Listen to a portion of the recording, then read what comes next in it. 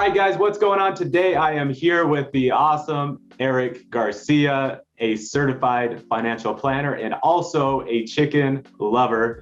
Erik and I often geek out on chickens and growing things, so that's really why I like him, but he is also an awesome financial planner. So Erik, real quick, introduce yourself and tell us a little bit more about what you do. Dude, I love chicken. I was actually smoking a whole chicken the other day.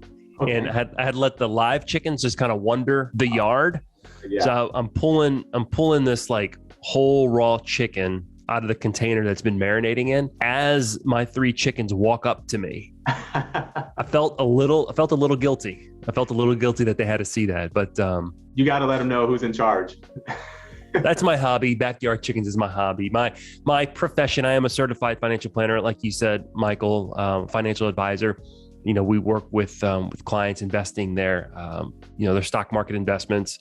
We help clients make good financial decisions about their money, whether it's retirement or debt and so on and so forth. I'm also the co-host of the podcast, Stuff About Money They Didn't Teach You in School. Okay. That's podcast, by the way. Yeah, it's a fun project.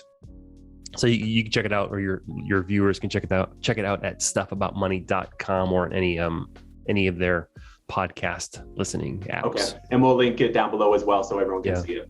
So great. So you sound like the perfect guy to tell us what every investor needs to know. I think you're going to give us 5 tips today about what we all need to know to be good investors. Yeah, 5 tips. I don't know if I'd call them tips. So like you're not going to get, if y'all are watching this expecting like hot takes or, what's the hot company that I need to put my money in to become an overnight millionaire? What's that next meme stock? You're not going to get that here. But what I want to leave you with, what I think are very core principles that I think if you follow as an investor and understand these concepts as an investor, you're going to have long-term investment success. Millionaires are not made overnight. The stock market is a place where you grow your wealth over time. It's one of the greatest tools that we have to build our wealth over a period of time. Okay. Got it. So that's what we're going to talk about. Sexy. We're not going to get rich overnight, but it's going to be sound. Oh, this stuff is sexy, man. This stuff is sexy, bro. All right. I'm excited then. Cool. All right. So number 1, every investor needs to understand the importance of diversification. All right. So it's like that old adage. You probably heard someone say like, don't put all your eggs in one basket. Speaking of eggs, this is actually a good story here. Eggs in one basket. So got the chickens. Yep. And sometimes I get lazy and I don't collect their eggs every morning. So, it was a few days before I'd collected their eggs. So I went outside to collect their eggs. And there was like 6 or 7 eggs that had collected in their roost over a few days. Okay. So I had gym shorts on with big old pockets. So I put all the eggs in one pocket. Yeah. Right. So you know where this is going. I walk back into the house and I'm walking past the piano and I got these eggs in my pocket. So my pocket's sticking out a little bit further than normal and walked right into the piano. So I had like 5 of the eggs just like cracked and the yolk was running down my leg. Awesome. And it was terrible. So don't put all your eggs in one basket. Gone like that. Yep. Gone like that. So diversification, the idea of diversification is we're spreading our investments across different types of investments. Okay. In the stock market, we think about stocks and bonds, right? And the reason why that's diversification is because when stocks tend to go up, bonds tend to suffer and vice versa. Okay. So the key word in diversification is investments that are uncorrelated or oppositely correlated, up, down, to kind of even out our returns. Now, even within like stocks, we can diversify across company types. So I'm a tech investor. So I'm going to buy Apple.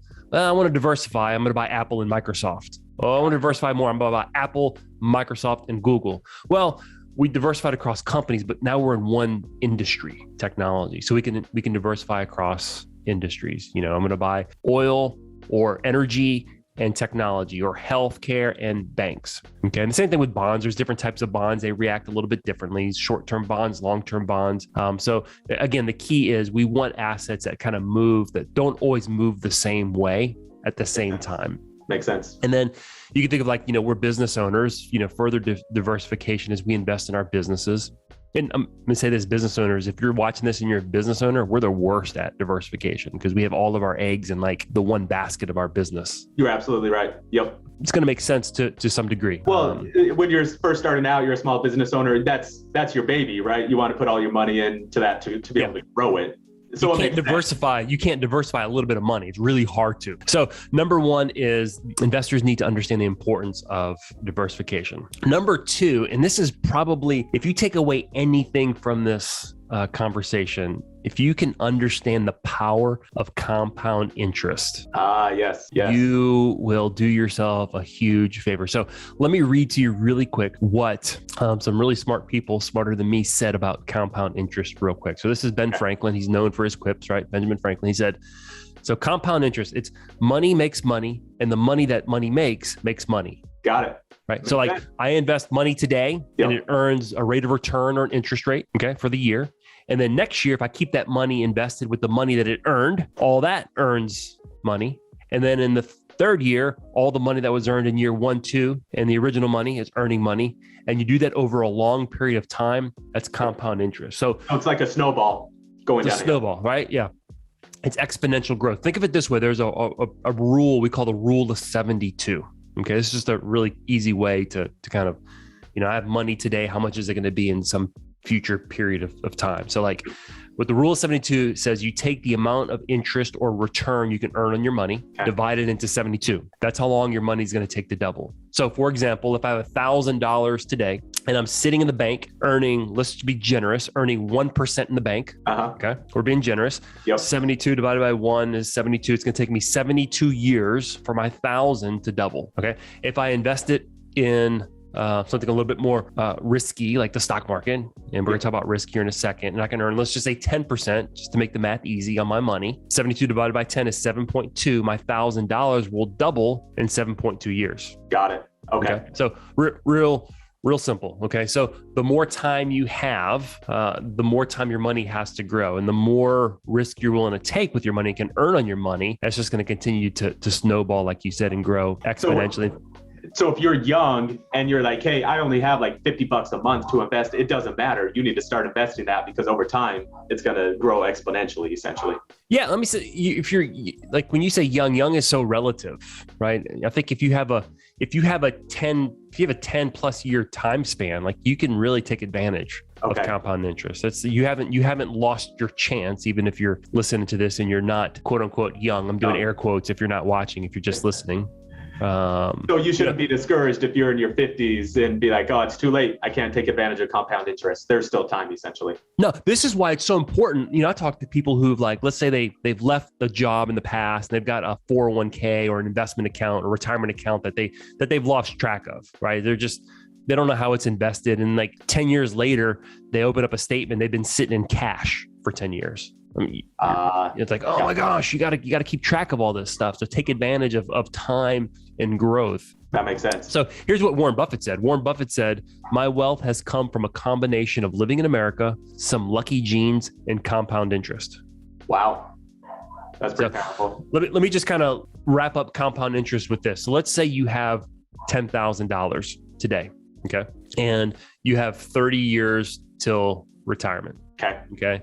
Now I'm going to use for illustrative purposes, 7.2% per year in your account, because if we divide 7.2 into 72, it gives me 10. So it's going to take 10 years for my money to double. Got it. Okay. So if I have 30 years and I have $10,000 today, and I'm earning 7.2 per year on average, in 10 years, I'm going to have 20,000. Got it. Right. And then in another 10 years, I'm going to have 40,000 because my 10 has turned to 20. And then that 20 is going to double. And then you can see how that just continues to grow exponentially. So compound interest, super powerful. Take advantage of it if you're young. This is why when I get calls from people like, oh, I need to take out, a premature distribution from my retirement account, or I'm going to wipe out my retirement account because for whatever reason, I'm like, oh my gosh, you're shooting yourself in the foot because you've lost the greatest tool you're growing your money. So essentially, once you start, whatever money you put in and you're trying to grow compound interest, you should plan on never touching that. That's there. Don't touch it. You need to attach purpose to your money. So like if you're putting money away and the purpose is to, let's say, launch a small business in the next 2 years or to put a down payment on a piece of property, well, you got to invest it accordingly. But if you're investing money for the long term, then yeah, forget about it. Out of sight, out of mind. Absolutely. 100%. Got it. So it's really important to attach purpose. That's down here in New Orleans, we say something called lagniappe. I don't know if you heard that lagniappe. It's a little something extra for free. So we're talking about 5 things every investor needs to know. Here's your lagniappe. Here's your 6th, something extra for free. Attach purpose to your money. It makes it a whole lot easier to make investment decisions. Makes sense. Okay. All right. So importance of diversification, power of compound interest. Number 3, understand the impact of your emotions. This is huge, man. We are people and we are emotional. Yes. And our emotions are real. Okay. Our feelings are real. Yep. But they're largely unreliable. I can't disagree with that. They're largely unreliable. And the average person underperforms the stock market by at least 1.5% per year on average. These are numbers that have, multiple companies have come out with. In fact, Vanguard has done a study, and a lot of companies have come out and done studies. Vanguard says that the average investor will lose out 1.5% in market return because of their emotions. Interesting. Right? Oh, I'm scared because the economy's not doing good. I'm going to go to cash. That's the worst time, right? We all know buy low, sell high. Yes. The problem with that with investments is when the stock market's high, everyone feels good, right? Yep. The economy's doing good. I'm excited. I don't want to sell up there. And when the economy's doing bad, it's like, that's where the fear is, but you have to buy into fear and sell into exuberance, right? Yeah. So it kind of goes back to what you said, attach purpose to your money, set it and forget it, and don't let those emotions rule what you do. The stock market will reward those who stay invested. If your money is invested for the long term, then your portfolio should be able to withstand March 2020 event when, the world, COVID makes its appearance on the world stage. Yep. Right. Or 2008 event where we have this big recession. Okay. Yep. But, so you have to invest according to purpose for the money. What's interesting is active investors. So these are investors who are a little bit more, they're not just setting it and forgetting it. They're a little bit more active. They tend to underperform by a larger margin. Really? You got to think they're making more decisions that are driven by more emotions. Makes sense. Okay. So I always tell people look, I get it, especially for those of us who are entrepreneurial. Sometimes we want to take certain risks. Like we read something about this company or that company, and we want to put a little bit of money in there. So I say we're humans and we want to do that kind of stuff. So have some money set aside to play with if that's going to help you stay invested in your bigger account. We were talking about that offline before we're talking about some speculative type investments and, it's money set aside that I can kind of scratch that itch. Yep. Right. Your play money. It's my play. I call it arcade money. I'm not a gambler. I've gone to Vegas several times for conferences. And one year I went to Vegas, didn't gamble, but I dropped $100 in one night in the arcade. But I was okay with that. Because going in, if you lose it, and it's okay. Yeah. I'm going in. I'm expecting to walk out without money. Exactly. So understand the importance of diversification, the power of compound interest, the impact of your emotions on your investing. The 4th thing is risk is everywhere. Now it sounds like, what does that mean? Risk is everywhere. Risk is ubiquitous. Okay. It's everywhere. It's like electricity or sunlight when the sun's out. It's just everywhere. We're more aware of certain risks. We're comfortable with certain risks. We're less comfortable with certain risks. So years ago, if you remember, down in the Gulf of Mexico, they had that big oil spill. Yep. Okay. And we're perpetually getting pelted with hurricanes, right? Yep. So CPA refers a commercial fisherman to me. Okay. All right. He's sitting across, we're sitting here talking. He's got some money from the oil spill, the BP oil spill. A lot of these guys were reimbursed quite a bit of money. So he had this pile of money to invest. And he says he doesn't like the stock market. I said, oh, tell me about that. It's too risky. I said, oh, okay, tell me about that. And he starts to tell me about 2008. I said, oh, okay, yeah, tell me about that. So we kind of have a conversation. So I said, okay, we have 2 investments right here. We have the S&P 500, and I talked about what that is. It's an index that we track. When we talk about the stock market, that's typically what we're talking about. And I said, this is what it's performed on average over a long period of time. So we can invest your money here, or we can invest all your money and a new commercial fishing operation in Southeast Louisiana. Which one would you choose? He goes, commercial fishing operation. I said, okay, what are the risks associated with that? Well, what do you mean? I said, what could impact you making money? A hurricane? Oh, yeah, hurricane. Oil spill? Oh, yeah, oil spill. I said, your commercial fishing operation is by far more risky than the stock market, but you understand it and you're comfortable with it. Yep. Okay? The people who want to go to cash, look, cash is safe, but there's a risk there. The risk is we're running higher than average inflation right now. So literally your money is losing value. So it's understand risk, understand the risk associated with the investments that you're doing, and manage that risk appropriately. And I think that in order to completely understand it, you need a financial planner, someone that truly understands it. I don't think an individual like myself, I'm not in the world like you are every day. It's probably pretty hard for me to truly understand the risk that's involved in the stock market versus someone like you deal with it daily. I don't know if you would. Yeah. So I talk about risk in two different ways, and this is important to know as well. There's your risk tolerance. What keeps you up at night? Okay. I naturally am not a risky person. Okay. Like I don't want to lose money. No one really wants to lose money, but like I don't want to lose money. Yeah. Right. So I tend to be a little bit more conservative just by nature. Yep. That's my risk tolerance. But risk capacity says if you do lose money, do you have the capacity to take on more risk? Because I've got I have capacity to take on more risk. Actually invested is more risky than I would naturally do based off of just how I feel about risk. I take risks because I know that I have time to recover. I take risks because we talked about compound interest. I want to take advantage of compound interest. Yep. Stocks perform better over the long term than other types of investments. I have the capacity to take that risk. That makes sense. So yeah, you're right. It's really important sometimes because you go back to the impact of your emotions. Man, it's scary. Risk is scary. And we make bad decisions. So if you have a third party person, who can and the advisors are human. We're emotional too. Good point. Good advisors train themselves remove risk or to move emotions from decisions. Yeah. But you just got to understand it. Yeah. And not only that, but you're dealing with multiple clients. So you can kind of separate that emotion a lot easier. Where I'm only concerned about myself. You get to see it on a daily basis with a number of different people. So it makes it a little easier to separate that emotion. I would imagine. Are you emotional, Michael? I'm like you. I don't like risk, man. You want to see Michael get emotional? Watch this. Hey, man, tell us about your mango trees.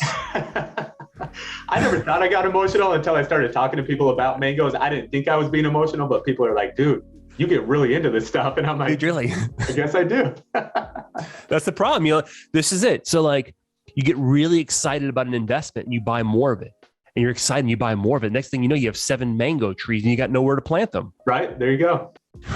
They just die. You know me well. All right. So we understand the importance of diversification. We've understood the power of compound interest. We understand the impact of our emotions on our investments. We're starting to understand that risk is everywhere, and we have to become aware of that and manage risks according with what we're trying to do with our money long term. The fifth thing that investors need to know: investment tax laws. This gets a little technical here, but I'm gonna break it down really simple. Okay, good, because I'm already stressed out just thinking about it. Yeah, so let's not talk about retirement accounts. You're buying investments not inside of a retirement account. We'll talk about that in a second. Okay. If you buy an investment and make a lot of money and then sell it in less than a year, 12 months or less, any growth on that investment, you pay tax on it. It's called a short-term capital gain. Your tax is your ordinary income rate. So if you're a high tax payer, a high income earner, and you have a high tax rate, and you decided to buy, man, I just made a ton of money in crypto. I made a ton of money in GameStop or AMC or whatever. and you bought it and you sold it and you made hundreds of thousands of dollars. You're going to get a tax bill on that at your normal income tax rate.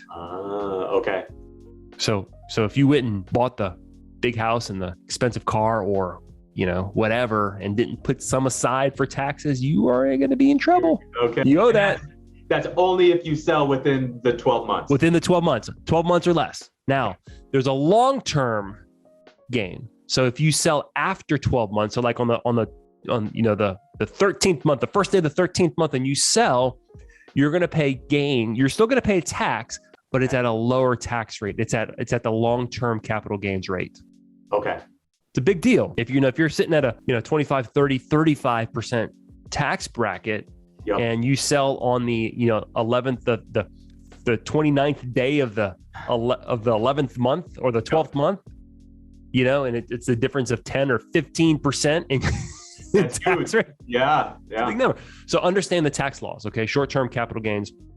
Also, if you're a mutual fund investor, mutual funds are generally tax inefficient. Okay. So when you invest in a mutual fund, you're literally buying a shared fund. You're pooling your money with a bunch of people. Yep. And there's a mutual fund is buying all these shares of these companies. Okay. So the mutual fund manager is buying and selling throughout the year. Boom, boom, boom. They're having capital gains, short-term gains, long-term gains, all throughout the year. Yes. Guess who gets to pay those taxes? You do as the investor. The mutual fund company passes them on to you. Guess when they tell you what that's going to be? Sometime like in November or December. So they're passing these gains to you, and you really don't know what they are. It's really hard to plan for it. You don't own the underlying security. I'm not dogging mutual funds. We use mutual funds in some specific cases here with our practice, but it's just something to understand. Mutual funds tend to be tax efficient. Tax inefficient. Inefficient. That's interesting. I never realized that. That's so in the same way you have capital gains and capital long-term and short-term capital gains, you have also losses. So if you sell something at a loss, you can deduct that. Okay. You can take that against gain. So now the last thing on investment tax laws I want to talk about, I said put aside retirement accounts for a second. I'm going to bring those back here. Okay. Retirement accounts are a great way to take advantage of either tax deferred growth, meaning we're not paying taxes, right? I said if you sell something within 12 months, that's not in a retirement account, you got to pay taxes on it. Well, if it's in a retirement account, you can buy and sell all day long, and you're deferring those taxes until some future date. Got it. Okay. That future date is when you start to spend the money, take the money out of the account. Okay. However, depending on the type of retirement account, you're either never paying taxes on that money as it's growing. That's a Roth IRA or a Roth 401k. Or in the case of like a traditional IRA or a traditional 401k, you get a deduction for putting that money in the account, meaning you're not paying taxes on your contribution. But in that traditional account, traditional 401k or traditional IRA or SEP IRA, depending on what you have, you're paying 100% taxes on the way out. But you get the advantage of the deduction on the front end. You pay less today. You don't pay taxes as you go. Okay. So understanding those tax rules that apply to buying and selling investments that are not inside of a retirement account, and understanding the tax rules that apply to a pot of money for your investment accounts is super important. And if you can be a tax efficient investor, that's gonna win out. Here's an interesting stat. I haven't dropped many stats on you, but for money, we're not again, let's put a retirement accounts to the side for a second. We're talking about investments in taxable investment accounts. Okay. If it's a 100% stock portfolio, tax efficient investing, there's techniques and strategies that you can use to be more efficient in investing taxable money. So tax efficient accounts for 1.5% to 2% additional return. Wow. So if you're inefficient in managing your investments for taxes, it can 1.5% to 2% per year return. I think this is a study that I think it was Russell Investments put out. Fascinating. That's crazy. And then if we go back to whatever point it was, to point number 3 about compounding interest. Yep. If you're losing 1% to 2% every year because you're not being tax efficient, that's huge. This goes back to here's a seventh thing that investors need to know. There's a lot of we live in an interesting time, especially if you're we live in this world kind of investment space where fees are becoming more and there should be a conversation. Fees need to be discussed. Advisors need to be transparent. But there's this growing idea that fees are bad. We shouldn't have to pay an advisor to manage money, and we want to go to these cheap investments, these cheap robo advisors. I don't want to pay fees. But a good planner, a good investor is going to make up in spades what you're paying in fees through tax effective tax management on investments, on placement. Where should you be putting your money? And then also they can help you be a non-emotional investor and keep your money invested. It's huge. Yes, it's huge. So absolutely, interview. Investors need to know this. You have options out there. Interview investment people. That's not something that annoys you as an investment advisor. If someone comes in and interviews you before they invest? I'd love it. Okay. Oh, ask me. I'd love it. Oh, I welcome that. Ask me questions. You should. It's just your money. This is not my money. Yeah. Because if we hit it off, and you like me, you like my philosophy, you're going to be a much easier investor for me to manage. Makes sense. It's invest. There's a joke in the industry. We talk about managing investments is easy. Managing investors is more difficult. I could see that as a small business owner with insurance clients. I could see that, how it's even more so on the investment side. Yeah, man. So that's it. That's what every investor needs to know. You understand this stuff. You're going to set yourself up to have the best chance to have success over time. I love it. And honestly, I'm not just saying this, but I learned a lot. I think number 5 about tax efficiency, that like hit home with me. I've never thought about that. That's huge. So if you do. Yeah. Awesome.